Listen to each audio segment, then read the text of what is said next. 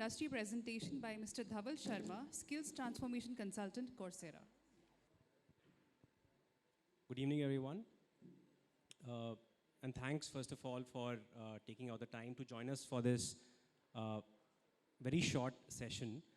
My name is Dhaval Sharma, and I'm a Skills Transformation Consultant at Coursera, where I work with institutions and companies to help them build and implement impactful learning programs. So what I'm going to do today is to share, talk about a topic which is very important for, in fact, both kinds of customers that we have, which is universities, colleges, as well as the companies that we work for. And that is how to bridge the gap between industry and academia. Now, before we get into the specifics of how Coursera is enabling that partnership, I think it's a great point to start is to see how the world of work is changing, how careers are changing. But as it turns out, my slide is not refusing to change right now. Okay, thanks. Can we go to the next one, please? Thank you. So what we are seeing in our work with our industry partners is, that the nature of work and the type of employee that companies require has undergone a vast change over the last few decades. Initially, a few decades back, employees were expected to be very good at most one thing. They were supposed to be functional experts, and they were supposed to go deep in that one area which they had probably studied for, or an area in which they had been working for, the bulk of their careers. That is the first kind of employee that you see here, which is the I-shaped employee, I representing depth and expertise. The next stage of this evolution is what we call a T-shaped employee, which represents both depth and breadth, right? So the idea here is that not only should you be good at your core area, your core discipline, but you should also be able to converse with disciplines adjacent to yours.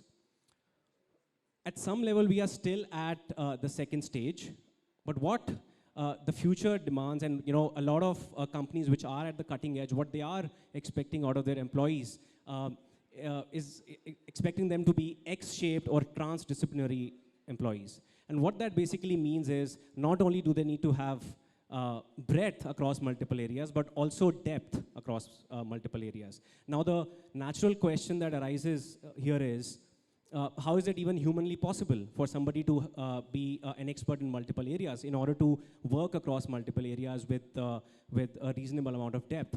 And the answer here is through the use of technology and by developing a lifelong learning mindset. And this is why platforms like Coursera have seen such an upsurge in the last few years, as both organizations and employees and people have realized that they need to be constantly learning, and they need to build on their existing set of skills if they have to be successful in this new age.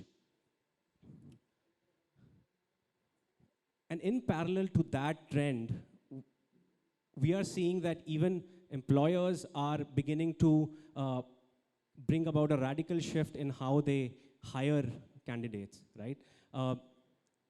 Employers are increasingly focusing on what we call skills-based hiring, and in fact, a lot of high-profile companies like the Googles, Facebooks, and Netflixes of the world, they have publicly stated that they are open to hiring people who have the requisite skills, not just degrees, right? What that means is, it doesn't matter if you've gone to college or not. If you are a great coder, if you're a great data scientist, if you can build things with your hands, you get a job. In fact, there's an interesting anecdote that I read about Google. The famous Google X labs that they have, which bring out all these crazy moonshot experiments, innovations such as the driverless cars. They hired one guy who built a helicopter in his backyard, right? So those are the kinds of people, and this guy had never gone to college, he didn't have a degree, but he knew how, how machines work, how a flying vehicle works, right? And a lot of high-profile surveys have shown that employers are now considering skills-first hiring as a priority, and they would hire candidates using a certification, digital badge, or coursework taken out of the conventional institutions. So how can graduates from your institutions succeed in this new digital economy? So we believe there are two things that graduates need to focus on, and this is based on, again, what we have seen in our work with both our institutional customers as well as our corporate customers. One is to build what we call skill stacks. That's on the left-hand side of the screen. And a skill stack, as the name suggests, is basically a combination of skills built on top of the core area that a student has been studying in his or her institution, right? And can you go back, please? Thank you.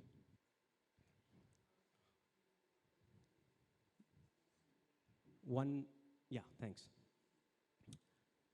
And we are hearing from a lot of our university customers that they are able to provide great functional knowledge, discipline knowledge to their students, but when these students go out into the industry, they are not able to communicate in a way that is expected out of a professional. They are not able to use certain common digital tools that all organizations are using now. In fact, we were just talking to a customer of ours in the pharma space. They are a pharma school last week.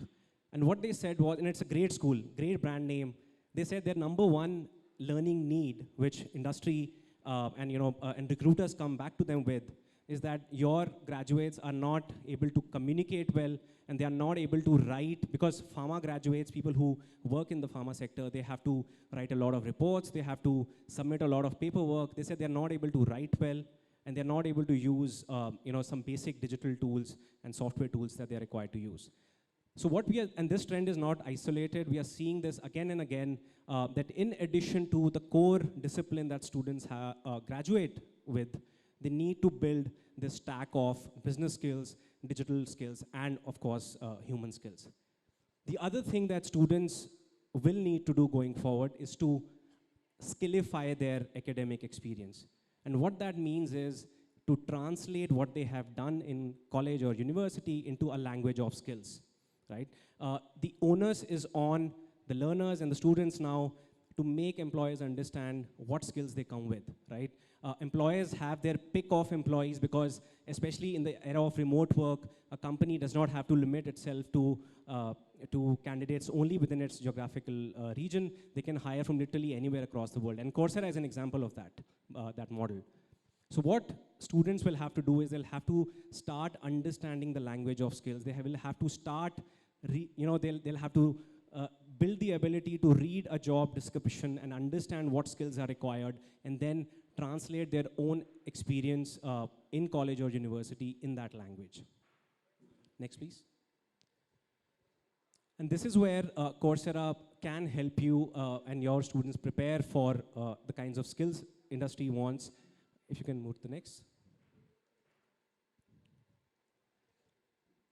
So Coursera has, obviously, I'm sure you have, most of you know about Coursera already, and you would have heard about our work with industry partners, but there are essentially two kinds of partnerships we have with industry.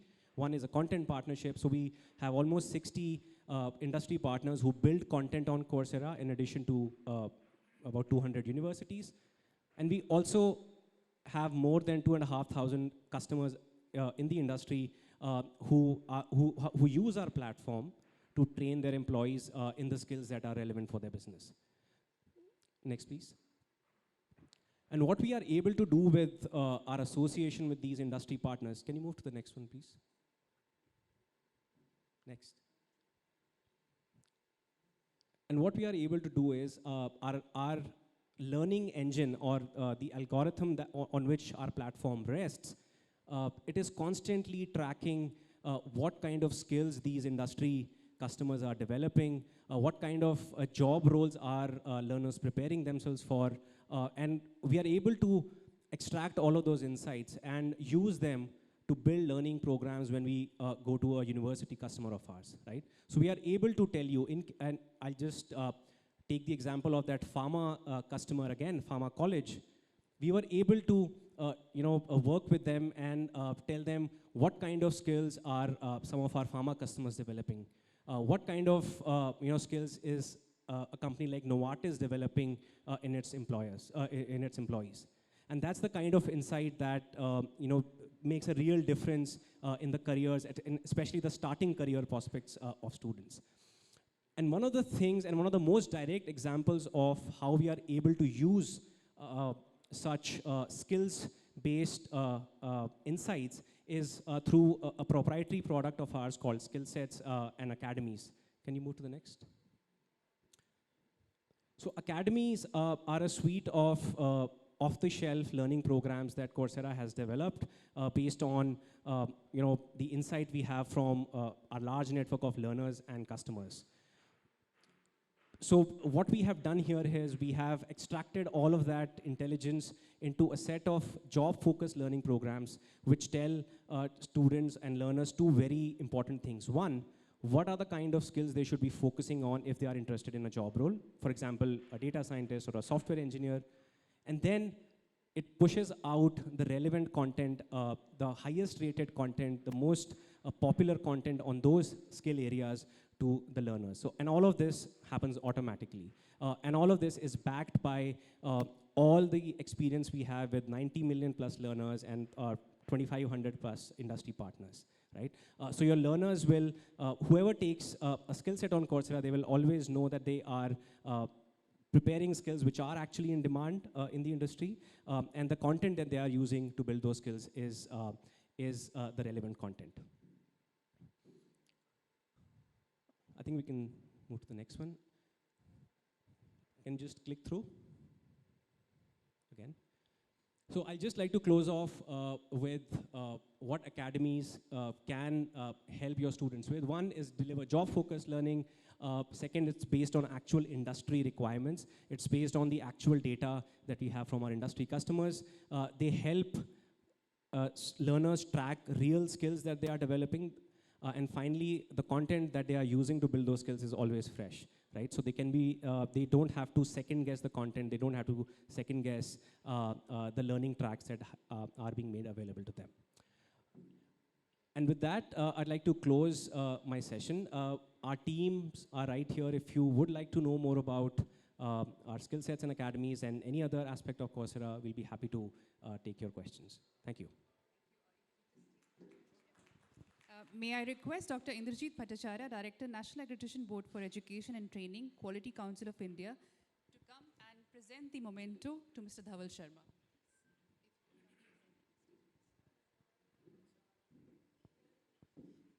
Thank you so much, Mr. Dhaval Sharma. A round of applause, please, for our speaker.